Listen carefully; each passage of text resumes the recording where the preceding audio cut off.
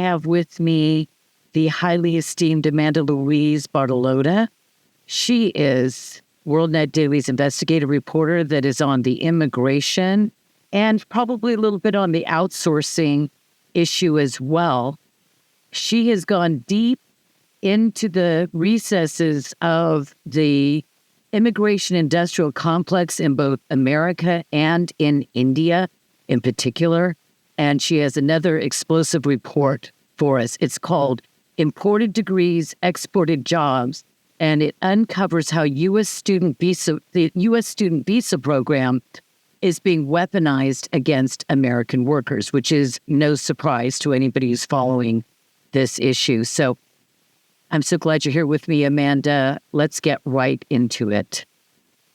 Yeah. So what was interesting when I was researching the Big Four in India, which happens to be a lot of the outsourcing companies that are here in the U.S., I had come across this advertisement that advertised your pathway to the U.S. dream, the American dream, using STEM education, which instantly, sprung in my head because the education in America, those visas aren't intended for work. So I started looking into this company called Miles Education. And the more of their marketing materials that I came across, the more I realized that a lot of what they're saying and even advertising is not allowed via the F1 system. So the more I investigated, I realized that what they're trying to do is create a business model to advertise job opportunities in the U.S. and shortcut the process or cheat the process via F1 visa in order to create an employment pipeline, which would bypass any of the H-1B criteria, the lottery, the caps. And what they're saying is that they partnered with U.S. universities in order to take advantage of that F1 visa and create this employment pipeline. The more I dug, the more I realized that it wasn't just Miles Education. They own about 7 different subsidiaries that also operate in cohesiveness in order to build a full cycle employment pipeline. So not only are you coming here to get a 1-year master's degree in accounting, was their primary service, but you would also get an employment opportunity. And through their subsidiaries, they were actually marketing these India internationals as a visa-less employee that they can invest in now. And either there would be current cohorts, so people who are already on the F1 visa pipeline, or you could actually tailor what you were looking for and they could bring them here and use the F1 as your 3-year visa-less employee. And then it continues to then finish the pipeline. So not only are you bringing somebody here on an education visa and using it as a work visa, but then it would facilitate the offshoring of that job and any other of their services, so be it a whole department or their whole service in general, back to India. And what it's advertised is that you've now trained that person on your day-to-day for the last 3 years on a visa-less visa, and now you can offshore through their other subsidiary back into India, where they would control your offshore business through the Miles platform. And at every phase, Miles is collecting money from every stakeholder. So originally it's the India national who's paying for their American dream. Then it's the universities who are giving them a recruitment cut. And it's the employers who are paying a percentage of that first year workforce fees. Who then they're paying them for their offshoring model back to India. You said a lot there. I want to... You said visa-less. I want to hit that in a moment, and I want to hit who the market is because, well, and the fact that it takes it full circle back to India, and there are problems with that. But first, I want to discuss the purpose of an F1 visa and what makes it unique, and why they are exploiting the F1 visa for a work pipeline. To come into the United States, correct me if I'm wrong, and at any place here, to come into the United States to work, there are limitations. There are limitations with regard to the salary or wages that the person uses, a lower limitation, a threshold, so that it doesn't supposedly undercut American salaries and wages. There's a number cap, and that number is intended, whether it's successful or not, to limit or reduce the amount of competition given to Americans to fill the same jobs, the same careers, with, having to compete with masses of foreigners being brought in to do just that. So it's really about American workers. And America First has to be about Americans first and foremost. We're not just a plot of land or an idea. We're people, and we're a history, and we're families. And so the programs that are set up for work in the United States are, on paper at least, supposed to be protecting American workers. But the F-1 visa is like a cultural exchange. What they did when they started the F-1 visa, was that 1952? It's with the INA, with the Immigration Nationality Act. Okay, the Immigration Nationality Act, the INA in 1952, set up the F-1 visa.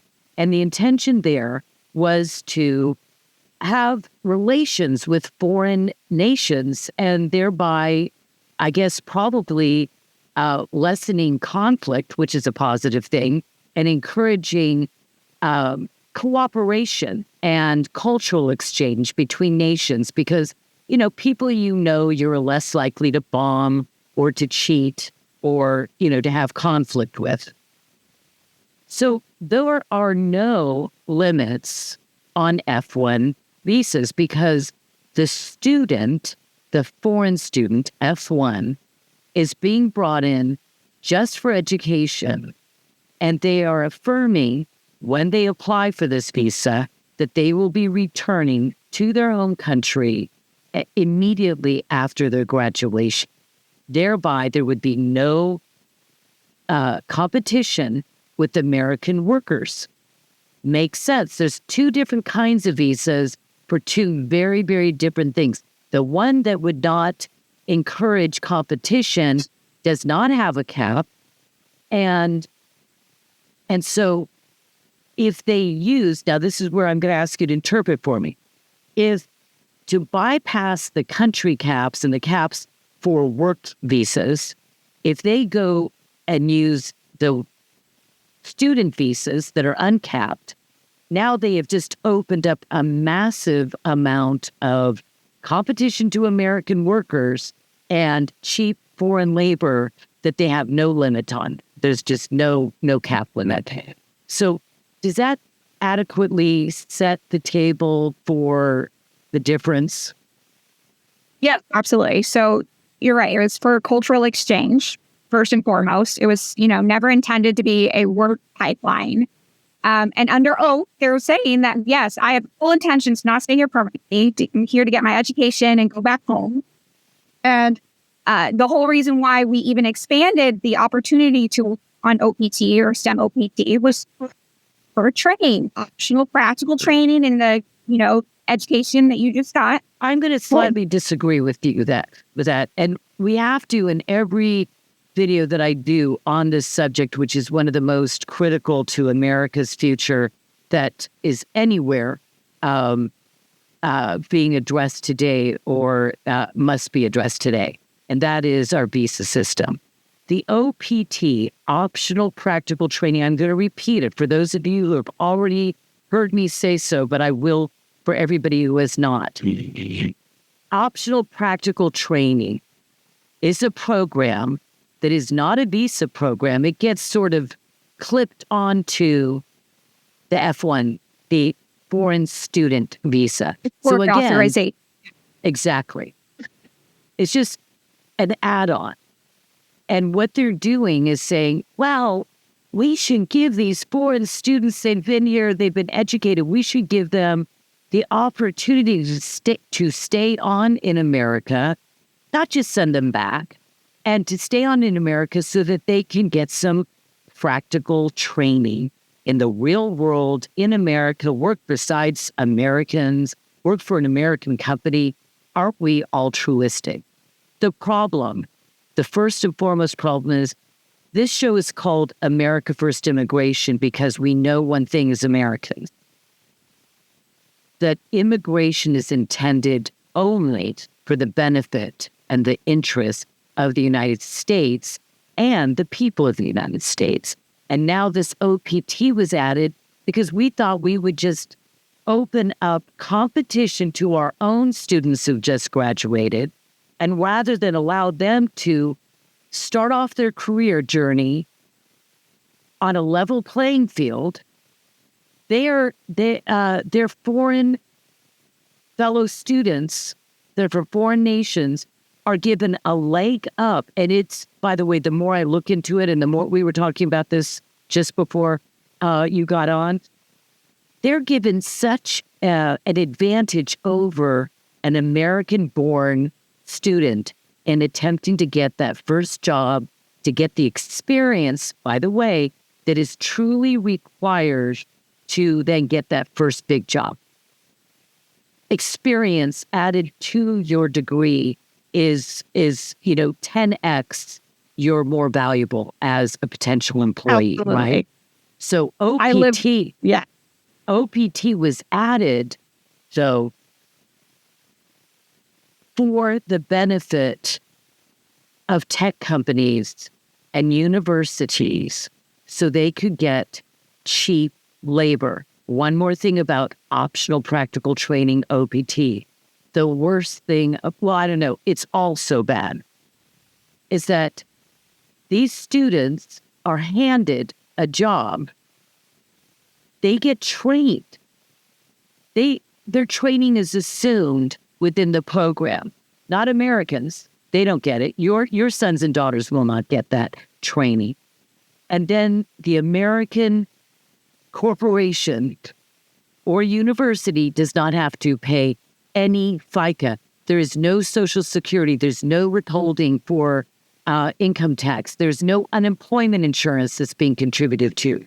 Any of those contributions or taxes, there is none of it. So the American corporation just hired somebody, a foreigner, at least an 8% reduction in what the cost of that new employee would be. But wait, it's worse than that, because they don't even have to attest to the fact that they have even attempted to hire an American student, one of your sons or daughters. So they don't even have to attempt to. But it's worse than that, because when they hire them, unlike, say, green card applications, which are required to ostensibly, and it actually isn't in fact, but pay according to a minimum standard, is called prevailing wage. It's set very, very low. But they are required not to undercut American workers by deeply underpaying a foreigner. There is no such restriction or requirement in OPT. This is a visa track, labor workforce, economy destroying, industry destroying for the worker system from start to finish.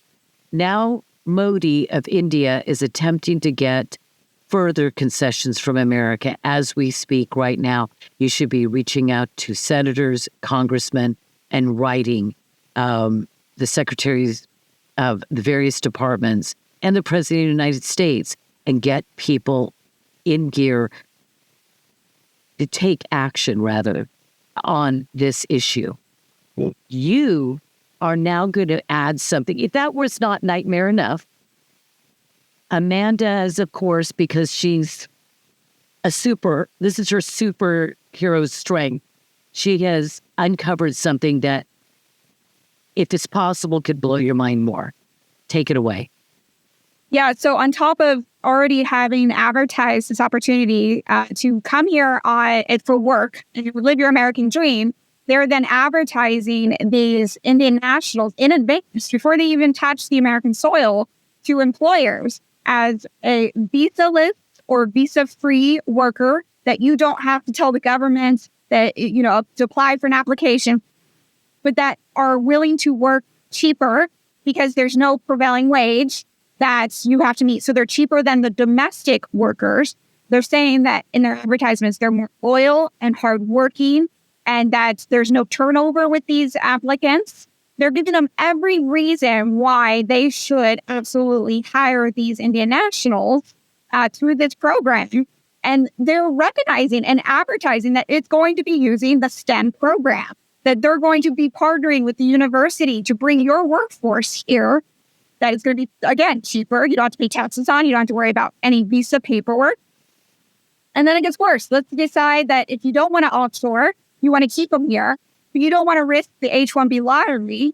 They then partnered with the university and the university's nonprofit to then exploit the non-cap H-1B part of it.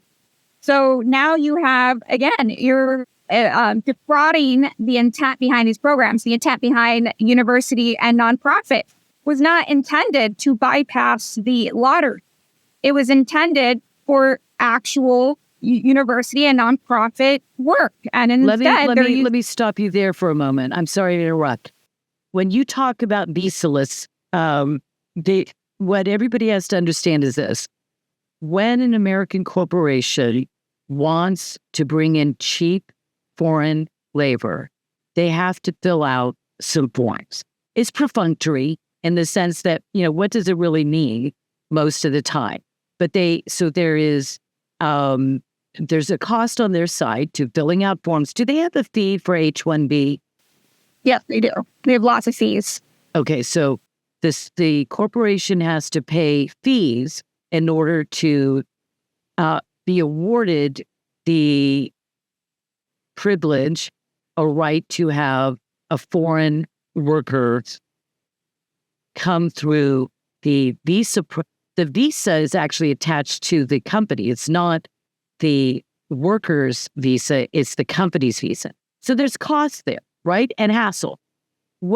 Amanda, what you're saying is this, I believe. The student and this Miles Education, remember that name? That company, I've never seen that exposed yet in the United States. It's here. You're seeing something exclusive here at WorldNetDaily, broken by our intrepid reporter. Miles Education will do all the work for the corporation. They're doing work for a student, no cap visa. The company doesn't have any investment in making all of this happen, whether it's monetary or through time. And they're marketing it this way to the company. So they're essentially saying we're bypassing the H-1B program, and the student who signs the affidavit, and I would think that Miles Education, an Indian company that's making billions of dollars or hundreds and hundreds of millions, is it up to 2.1 billion now?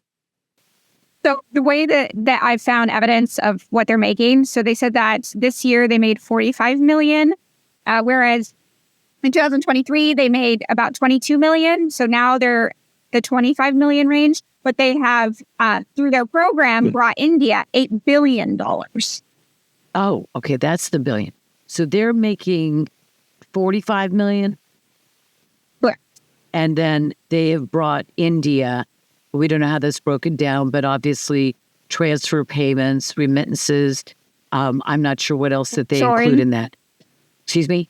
Offshoring. Offshoring. Okay, that's the sort of the end result of a lot of this.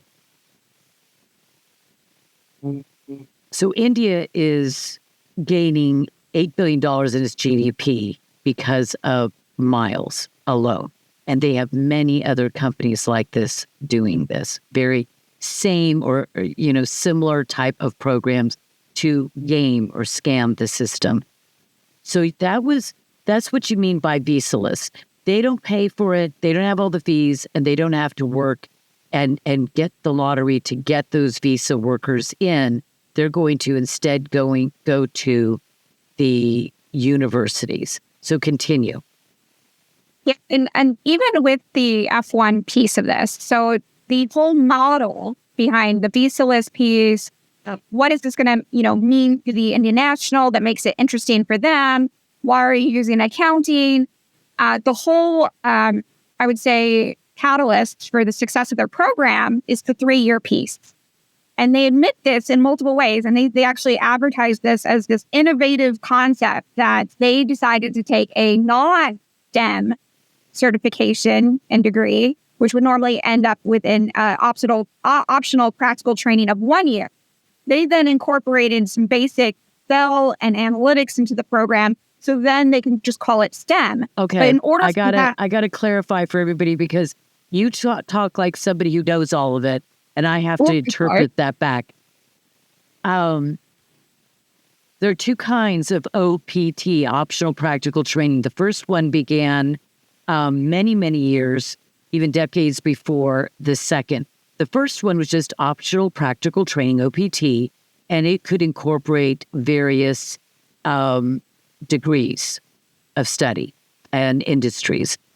STEM was added at Bill Gates because of Bill Gates' pressure, STEM being science, technology, engineering, and math. That was added because he wanted more bodies, more cheap labor. And so he wanted to expand it from, here's the number that come in on OPT, and now STEM OPT. Is that a fully separate program, STEM OPT, as opposed to OPT? No, because even if you're on STEM, you would still go your 1 year. But if you're STEM graduates, then you would get to have the extension for the additional 2 years. So in total, you would get 3 years versus if you're non-STEM, you just get that 1 year and you have to go home. Okay, so STEM allows you to triple the amount of time you remain in the United States, giving the employer 3 times as much time with cheap labor that's unregulated, sort of below the radar screen. And so now they have 3 times as much. So this is what she was just trying to tell you. You're very, very clear, but you just know it too well. What she was just trying to tell you is this, that STEM, STEM could be for, give me a degree, education, right? For an engineering degree. I'm sorry. OPT could be an education degree. And you would get to stay here for 1 year and get your practical training as cheap labor. But when they added the STEM provision, it tripled it. Accounting would be under the regular OPT. It's not science, technology, engineering, or math. So we're not talking about addition and subtraction, right? When it comes to math. So what Miles Education is doing in concert with the government of India, correct? In concert with them? Yeah, they have contracts with the India Government of Education, the AICTE, and their agreement to, through the education program and their U.S. pathways. So what they're doing is, this is so ingenious, it's so nefarious and sneaky, and it's dishonest. What Miles has done with this program is this. They're saying, we are going to add some software, not software, we're going to add some spreadsheets or database. I'm sorry, you explain. They even show a picture of an Excel spreadsheet. Okay. So we're going to redefine, I'll put it this way. Miles, this Indian firm that's creating this labor pipeline to bring in cheap labor to America to compete with Americans, Miles is redefining STEM OPT. and getting accounting to be put under the science, technology, engineering, and math section of OPT. And the benefit of that is that now they can stay 3 times as long under the STEM OPT. How ingenious, how dastardly and devious. Here's the thing, though, and this is why we really need to understand as Americans, and this is what we should really be angry with. Models can't do any of this without the university. They cannot guarantee an F1 visa without the university. They cannot guarantee STEM without the university. University has to incorporate those programs in their university. It doesn't matter what they did with Miles' first half of that, where they start their degree in India, so they can cut their credits in half and cut the time they have to be in a school position in half. So they only have to do 1 year of education, and then they get their 3 years of work.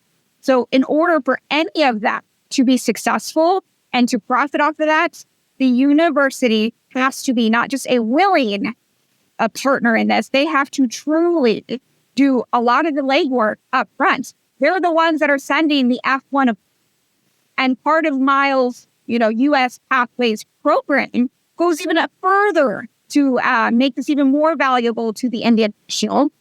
Through their program, go to other programs that also do this, because a lot of them are doing the same thing. They're taking advantage of F1, but through Miles and their partnerships with the U.S. universities, they can bypass having to take English entrance exams and standard testing exams that university would normally require for even an American applicant. As an entry requirement.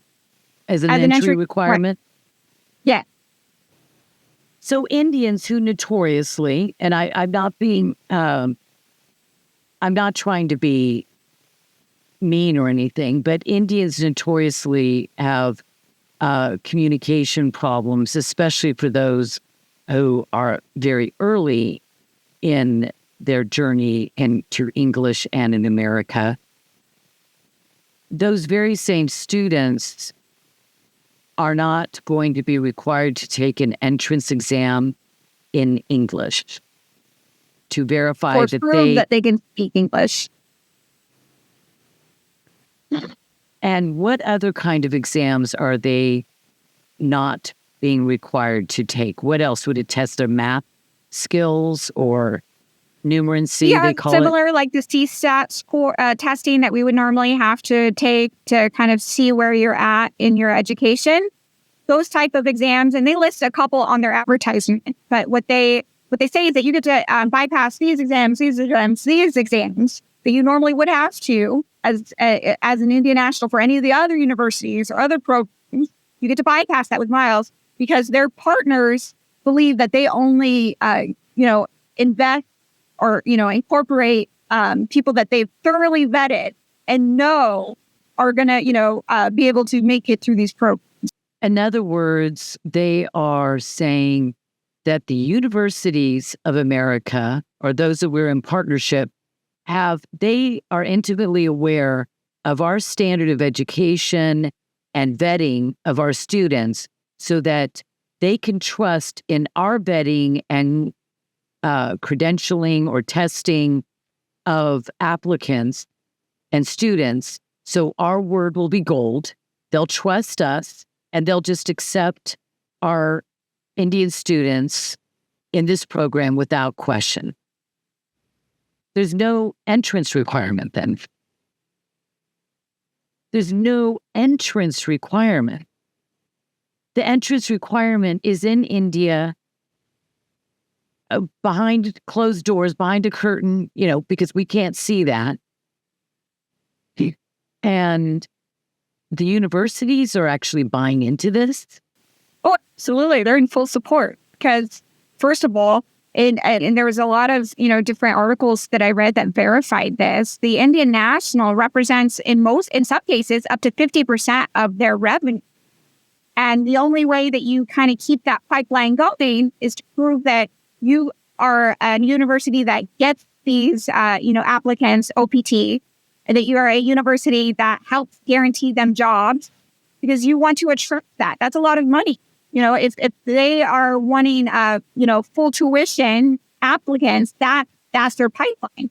Now, with the Miles education program, there's some deals that go on with that. Like they're cutting it in half because part of their program is that you do part of your education in India with these B-level, universities that would normally not be accredited or transferred to the U.S. But what makes this more valuable to the universities is one, they're still going to get tuition, but they're also going to get the prestige of, look at how many Indian nationals are with us already, and look at how many of them are getting jobs. That PR, that marketing is worth that discount of whatever they're offering through the Miles program or cutting in half because of the accreditation, because they need that marketing to get more Indians to come here. I mean, there are 1.4 billion population where, in the world today, they make up 40% of our, working age population. That's a lot of opportunity. And you kind of see that with the expansion of OPT programs, that some of these more lower need universities, they start selling their operations. Like they start having way more international students, and you start to see more OPT.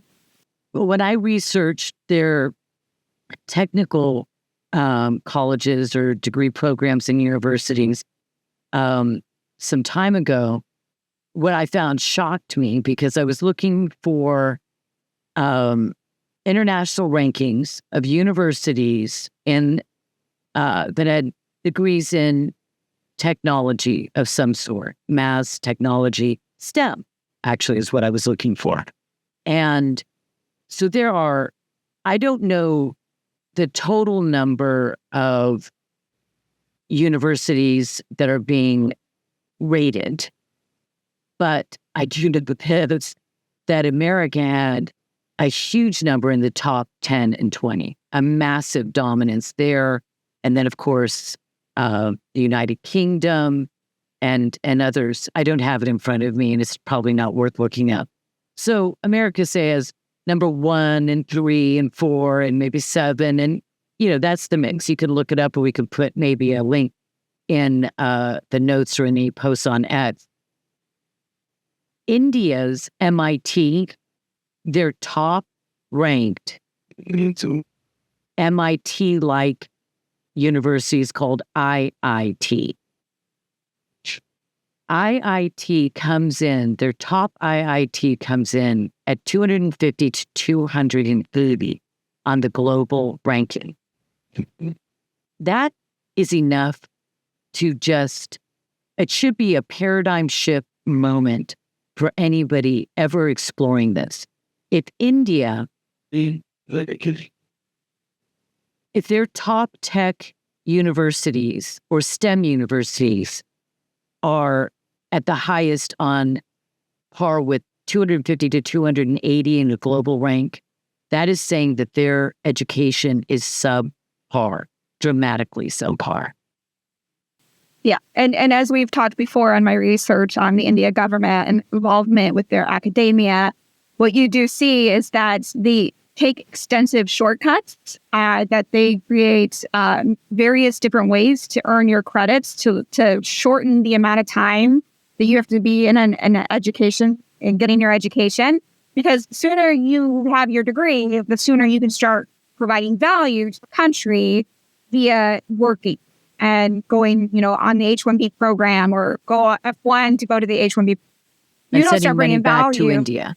Right, correct. And so they've essentially created diploma mills. So there's one route in their college system, which can begin as early as 14 years old. Or you can go their university graduate, route. But again, their accreditation system isn't built off the same as ours. Like, it's not all just education. You can be an intern, or you could be working, or you can create an idea, and those earn credit. I've even seen where if you go on a scholarship program, like even if it's temporary to the U.S., depending on what intel you bring back, you could earn better credit. You mean they will actually, if you do some kind of espionage in a sense, and I'm not claiming that it's for national secrets or vital national security, but if you go and you grab intelligence from say, corporate secrets, proprietary information.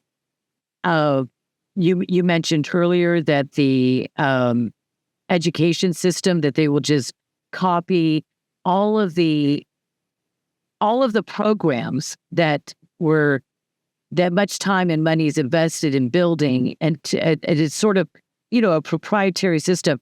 If you go into America and you copy all that information, you bring it back to India, they will even give you some credit towards your degree.